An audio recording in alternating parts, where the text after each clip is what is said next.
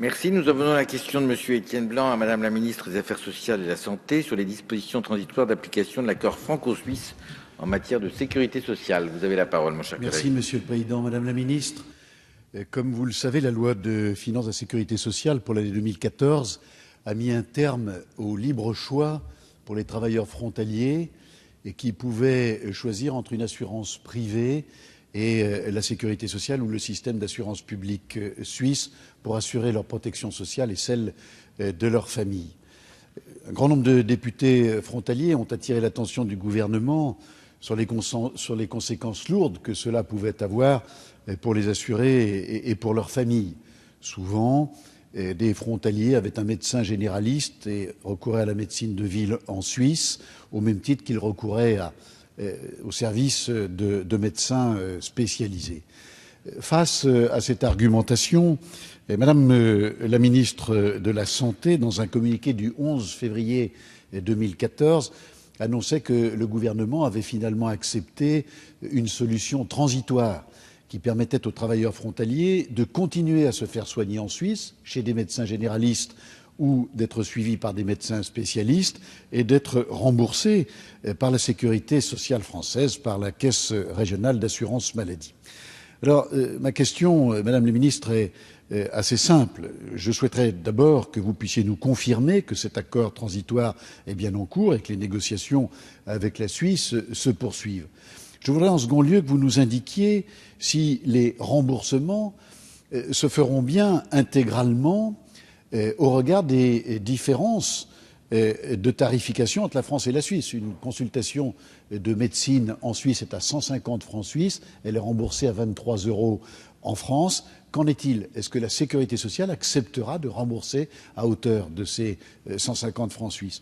Troisièmement, nous voudrions savoir si lorsqu'un médecin généraliste va orienter un patient vers un médecin spécialiste, il sera tenu de l'orienter en France ou est-ce qu'il pourra, médecin suisse, l'orienter en Suisse? Et puis enfin, nous voudrions que vous nous précisiez combien de temps cet accord transitoire va-t-il pouvoir durer, parce qu'un grand nombre de familles sont inquiètes de cette situation. Je rappelle quelles sont leurs habitudes de médecine en Suisse et que ça leur pose des problèmes majeurs.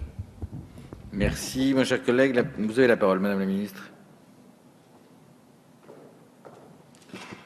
Monsieur le député Étienne Blanc, vous savez que le droit d'option pour l'assurance maladie privée qui est applicable aux frontaliers travaillant en Suisse et résidant en France a été introduit en 2002, ensuite prorogé pour une durée supplémentaire de 5 ans à partir de 2006 et qu'il prend fin le 31 mai 2014 et qu'il n'était constitutionnellement pas possible de proroger encore davantage ce régime.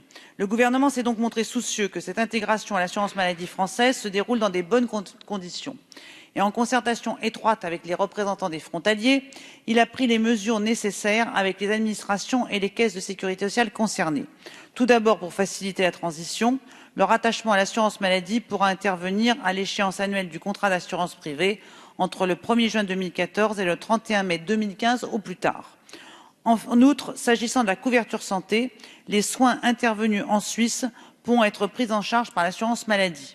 Il sera effectivement possible de choisir un médecin traitant en Suisse ou en France.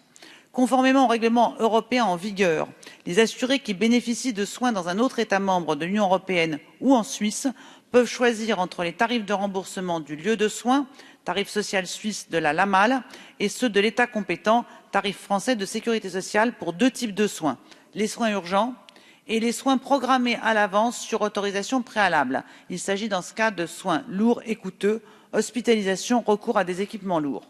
Ainsi, le remboursement des consultations en Suisse se fera sur la base des tarifs de remboursement suisse, tarif social suisse avec application de la franchise de la LAMAL de 92 francs suisses ou des tarifs français d'assurance maladie. Dans certains cas, il y aura un reste à charge, car le remboursement de la caisse d'assurance maladie ne couvre pas toujours la totalité des frais de soins payés par l'assuré, celui-ci ayant la possibilité de souscrire par ailleurs un contrat d'assurance maladie complémentaire. Enfin, à titre d'assouplissement, les soins ambulatoires non urgents qui seront réalisés en Suisse, par exemple l'achat d'optique sur prescription, pourront être remboursés par l'assurance maladie sans autorisation française préalable sur la base des tarifs français. Toutefois, afin de tenir compte des difficultés d'accès aux soins dans les zones sous-dotées en médecins, Des accommodements pourraient être envisagés sur les conditions de prise en charge dans ces zones. Une information complète sur ces modalités de prise en charge est en ligne sur le site de l'assurance maladie www.amélie.fr, rubrique Vous êtes frontalier suisse. Voilà, j'invite également donc les travailleurs frontaliers à se renseigner sur ce site. Je vous remercie, monsieur le député. Merci. Monsieur Blanc, en réponse peut-être, vous avez la parole. Oui, très brièvement. La réponse de Madame la ministre apporte un certain nombre d'éclaircissements, mais demeure quand même un certain flou. Mais quels seront et comment sera interprétée notamment cette notion d'urgence qui va générer les droits au remboursement? Et deuxièmement, Madame la ministre, je crois qu'il est temps maintenant de communiquer de manière extrêmement précise sur ce sujet. Je peux vous assurer que dans nos régions frontalières, cette affaire-là crée une émotion très importante, notamment pour des personnes qui suivent des soins récurrents, en oncologie notamment, dans des hôpitaux genevois ou dans des hôpitaux de la région de Lausanne, qui aujourd'hui se trouvent dans une situation d'incertitude et parfois même d'incompréhension. Donc je pense que la communication précise et extrêmement claire sur ce sujet serait particulièrement bienvenue de la part du gouvernement. Merci, mon cher collègue. Je vous propose que nous levions nos travaux pendant 2 minutes, de façon à permettre à notre futur ministre d'arriver.